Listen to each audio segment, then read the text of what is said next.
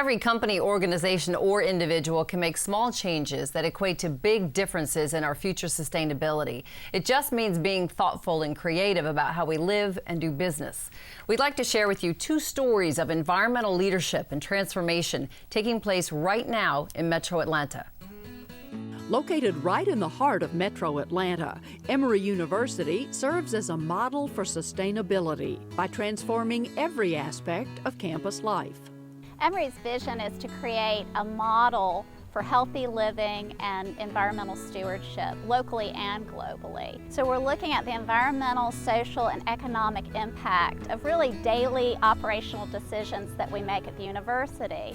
We're looking at the energy we use, the water we consume, how we transport our commuters to and from campus, the buildings we build, how we handle our green space and our trees, the different choices we make about food we serve in our hospitals and cafeterias. As it began its green journey, Emory found support throughout its community. I think most of us have been surprised by the quick reception that these initiatives have gotten.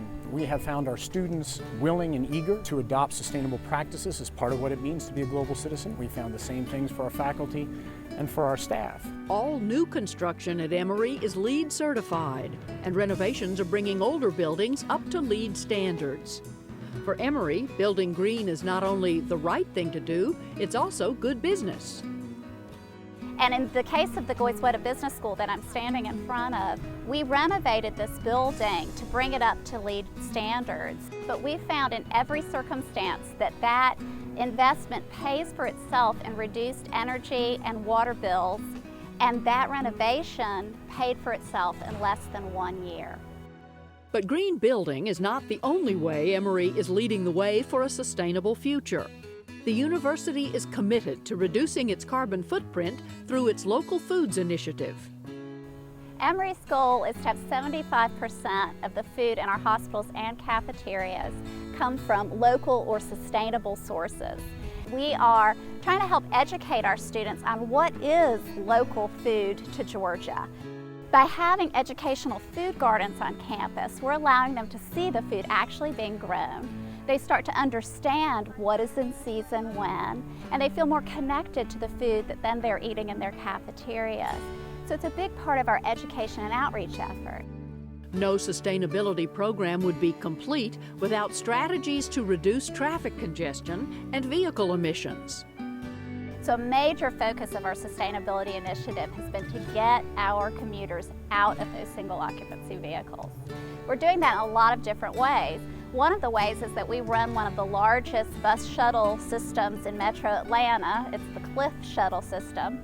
It's 100% alternatively fueled, and about half the fleet runs on a biodiesel blend that's made from the used cooking oil from our hospitals and campus cafeterias. Emory hopes its commitment to protecting green space can serve as a model in the region. We've set aside 54% of the 700-acre Atlanta campus as protected green space. And we ensure that we've maintained that forest canopy through a no net loss of forest canopy policy. Emory's long-term vision is to be a community that illustrates these sorts of practices, that we are graduating students who have adopted certain standards of sustainable community about which they will settle for nothing less when they move from here to their other communities around the region, around the nation, and around the world. Through its green initiatives, Emory University is setting high standards for sustainability that communities around the region and the world can use as a model. In the world of business, Interface is second to none in sustainability. The company is one of the largest manufacturers of carpet tiles in the world. Headquartered in Cobb County, it's become an international success story in sustainability. Interface CEO Ray Anderson says an epiphany led him to become one of our nation's top champions of sustainable business practices. It was our customers who were asking us a question that we had never heard before. What's your company doing for the environment? And we had no answers. And it was in pursuit of answers that we found this new course, this new path, this new road to sustainability. People care. People really do. And when you ask your customers, do you care about the environment? Who could say no? It began with one mind. I read Paul Hawkins' book, and it was an epiphanal experience. It opened my eyes to the damage that the industrial system was doing to the earth, and the industrial system of which I and my successful company were an integral part. Well, a new definition of success flooded my consciousness, and that definition of success had to penetrate with all the people of Interface, one mind at a time. People thought I had gone round the bend. I had a competitor look me in the eye and say, "Ray, you're a dreamer." Today he's scrambling to catch up in the marketplace. Interface transformed itself from a company using considerable resources to one that's the international leader in carpet tile production and recycling, conserving resources all along the way. So we've pursued this better business model relentlessly, and the byproducts of that have been just amazing. For example, the motivating effect that it's had on our people.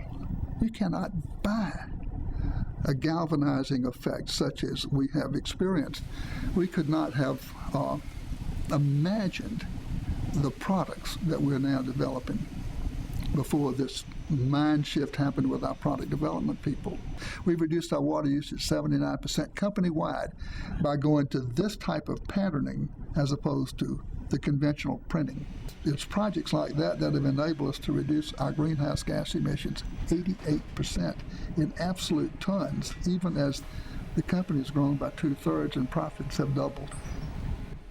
Ray Anderson proves that one can be a successful captain of industry and at the same time walk softly on the earth. I mean, the first thing is to recognize the finiteness of Earth. The second thing is to realize that the consequences of our decisions affect generations to come, not just our lifetime. The time frame has got to be the long term. And the earth is the great sustainer of all life. And we must protect that, or we risk perishing ourselves. And that's the first thing to understand. The finiteness of earth, the fragileness of earth, the utter dependence that we have on the earth, and the fact that nature undergirds civilization itself.